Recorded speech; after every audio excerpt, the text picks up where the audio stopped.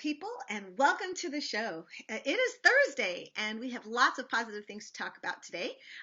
Before we get started, of course, I invite you, your friends, your family, and your crew, your posse, to like, subscribe, share. If you're seeing this on YouTube, please tell your friends and family to watch us on YouTube. The segment on YouTube is free. If you are part of our paid Patreon community, thank you so much. You help subsidize the show, and of course, everybody that can join the Patreon community makes a huge difference. We've got lots to talk about today. So our first topic for today is celebrating the swearing in of our new Secretary of Health and Human Services, Xavier Becerra, who used to be the Attorney General of the state of California. And again, yet another person, qualified, smart, decent person of color who is going to be in the cabinet, which I just love. Joe Biden's cabinet is really remarkable in terms of the diversity, in terms of the talent and the speed with which it is getting going. I'm still waiting to see indictments from Garland, but Xavier Becerra is a big deal. And I want to talk a little bit about one of the key issues that I'd like to see him take up. The next issue is that we got, the lightning. I'm calling this Nancy Pelosi's lightning round, because they're literally jamming things through the House at like breakneck speed. They got DACA, Path to Citizenship and Immigration Reform through the House today. Everything is just going lightning fast through the House. Like, Nancy's got her crew on lock. They're like, next issue, passed. Next issue, passed. Next issue. It's like, it's a beautiful thing. We're not hearing about Democrats in disarray in the House. We're not hearing about a whole lot of infighting in the House. The progressive wing and the established wing, they seem to be like, let's go, and just hand it over to the Senate.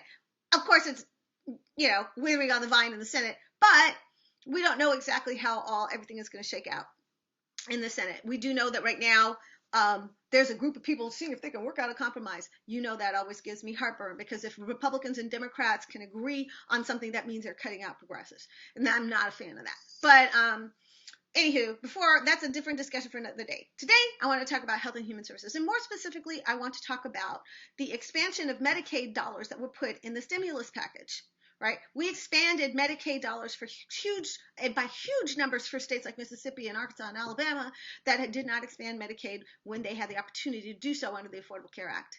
Those people are still not covered. And of course, they're still getting COVID, and they're dealing with the consequences of being uncovered for all this time.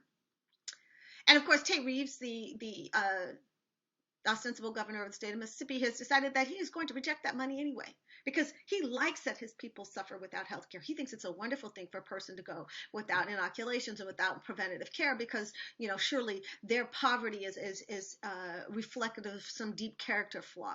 That's an attitude that is permeating in the right. But I have asked, and I pray, that the Secretary of Health and Human Services takes a different approach than others have in the past. Let me tell you a little bit about Medicaid. Medicaid and Medicare are often confused by people out there, because they just think, oh, it's just a big federal program.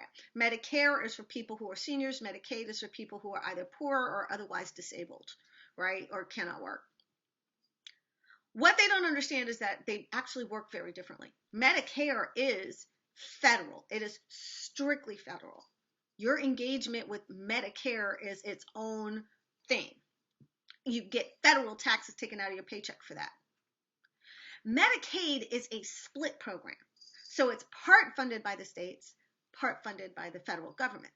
But the way that it works is that the federal government sends money to the states to administer their own Medicaid programs. We have 50 states, ergo we have 50 Medicaid programs. And each state can be either very generous or very draconian with their eligibility requirements and all the things that they do in their state. Every state also has its own Medicaid administration, right? And if you get Medicaid in Mississippi, you cannot carry it over to Alabama or Arkansas, right? Like, you have to reapply for Medicaid for every state that you are in. That means it's not portable. That's the exact dumbest way to do something. Because the opposite way of doing Medicaid, and the smart way of doing Medicaid, would be to have the states contribute their state dollars to one federal Medicaid administration.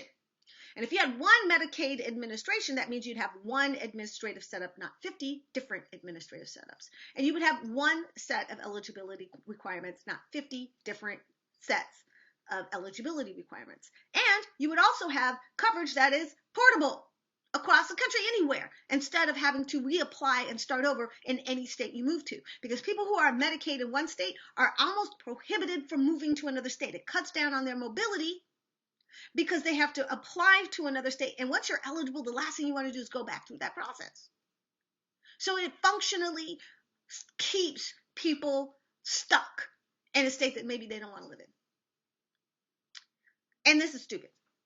The way we currently do Medicaid is the dumbest way and the most inefficient way, the most costly way, the most duplicative way, and the most draconian way to do it. And so my first missive to Secretary Becerra was, Senor, por favor, please take a look at this and start to make it a priority of the Department of Health and Human Services to start advocating for a reversal of our Medicaid structure. Instead of having 50 state Medicaids funded by the government, have 50 states fund one Medicaid run by the government. That's the better way. Now, it's going to take some heavy lifting to do that. And quite frankly, it's going to take some money to make that kind of a transition. It's not a transition that could happen overnight. But it's absolutely something that can be done over the period of, 2 to 4 years. You could literally switch money going from the Fed to the states for Medicaid to money going from the states to the Fed for Medicaid. That makes 10 times more sense. But in the meantime, for those people who are in states like Mississippi or Florida, where the government refuses to expand Medicaid, the answer is to create a bridge or a tunnel, perhaps, that's a better way to say it, a tunnel for people in those states to buy into Medicare. So if you are eligible for Medicaid under the federal programs or the federal ideas, but your governor refuses to expand Medicaid to apply to you, the federal government will create a tunnel,